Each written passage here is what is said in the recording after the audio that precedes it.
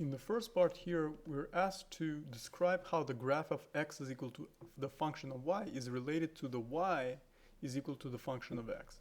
So first notice that when we're talking about y as being the function of x, we're essentially talking about the fact that we have an ordered pair as the x comma y, right? Because the y is a function of the x, right? Y depends on x.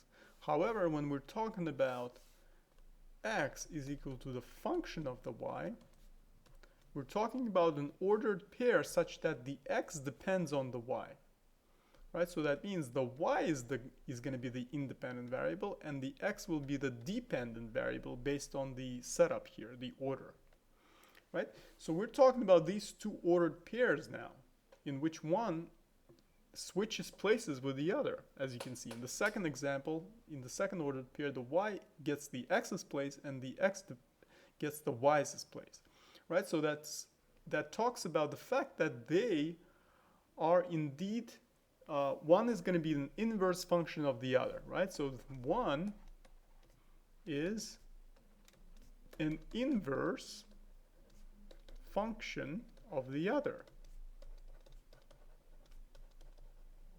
right? Because when you're talking about inverse functions, you're basically switching the x and y coordinates respectively, right? If you have a coordinate 1 comma 0, the inverse will have a coordinate 0 comma 1.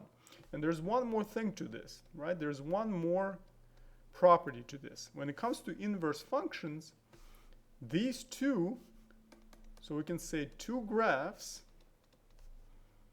will be, these two graphs will be reflected through the line y is equal to x, right? Reflected through line y is equal to x. And that makes sense, right? Because y is equal to x, or x is equal to y, right? It's the same thing. And this is why the switch makes sense. Because when you reflect over the line y is equal to x, you're switching essentially the coordinates, right? You're switching places. Instead of x comma y, it becomes y comma x for the inverse. And if this is the original one, the inverse will have these coordinates, right? So this is how it works. Now for part B, we're asked to sketch the graphs of x is equal to y squared and x is equal to y squared minus 4. So we're the origin here, and this is the origin here. Let's first sketch x is equal to y squared. So as you can see, this will be a parabola that will be opening to the right, right? It will be opening to the right because x will always be positive, right? No matter what the y value is, since it's going to be squared, x is going to be positive, right? The least that x can be is going to be 0, right? Because when y is 0, x is 0. So why don't we start there? So when y is 0, x is going to be 0. So we're here. When y is equal to 1 or negative 1, the x will be negative 1 squared or 1 squared, right? Negative 1 squared is going to be 1, right? And negative 1, right? So when the y is equal to negative 1 or positive 1, x will be equal to 1, right? The distance from the origin to the right is 1, right? The x value here is 1.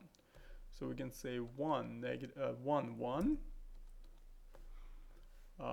or 1, negative 1, 1, negative 1.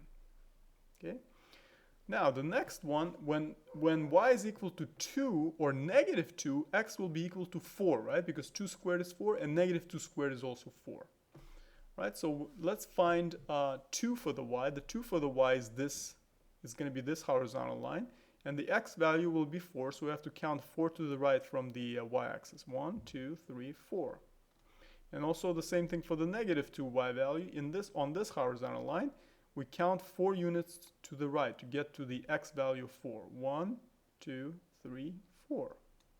Okay, so we know from this sketch that it's indeed a parabola that's opening to the right, and it just follows this trend, right? So this is the equation of x is equal to y squared.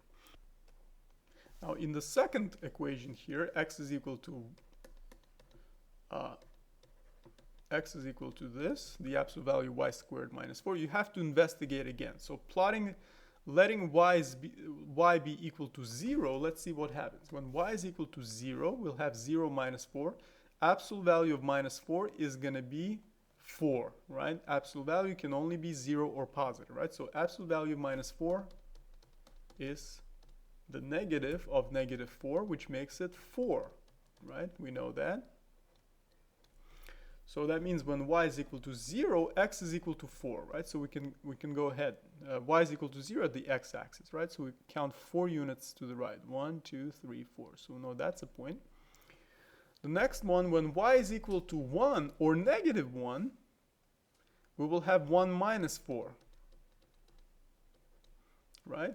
1 squared is 1, negative 1 squared is also 1. So we're talking about these two horizontal lines corresponding to the y location, right? Negative 1 or positive 1. And 1 minus 4 is going to be absolute value of minus 3, right? So that's going to be 3 again, just like this double negation here gives us 3. So that means when we're talking about this horizontal line, we're at the 3 for the x, and also for the negative 1 y position, we also get 3 for the x. Now let's see, when y is equal to 2 or negative 2, we will get 4 minus 4 inside, which is going to be 0, right? So when y is equal to 2 or negative 2, we're going to be right here, right? X will be equal to 0. X equal to 0 is at the y-axis. Now here's the thing.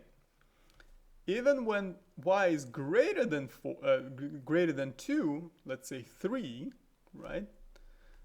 3 squared is 9, right? 9 minus 4 is still positive, right? No matter what happens, the absolute value makes it positive, 0 positive, right? So it's going to be absolute value 5, which is 5. And the same thing for the negative 3. Negative 3 squared is also 9, right? So you get the same result. So when y is equal to 3 or negative 3, x is going to be jumping again to the right. So it's going to be 5. 1, 2, 3, 4, 5. So here and here. 1, 2, 3, 4, 5. Now, so what is going to be the end behavior? So as you can see, when y gets infinitely negative or it gets really, really positive, the x will be really large, right? So x is going to get larger and larger as you go. So how about we connect these points? We know this looks like a vertex of a parabola, right? But this is going to be a corner, and then the x will steeply increase, right? It will steeply rise in value, right? So we know that the graph of this will look like what we just painted. Absolute value y squared minus 4. So x depends on y here, and as you can see, x depended on the y in the first case too. Right, so I hope this was helpful. Thank you so much for watching, and I'll see you in the next video.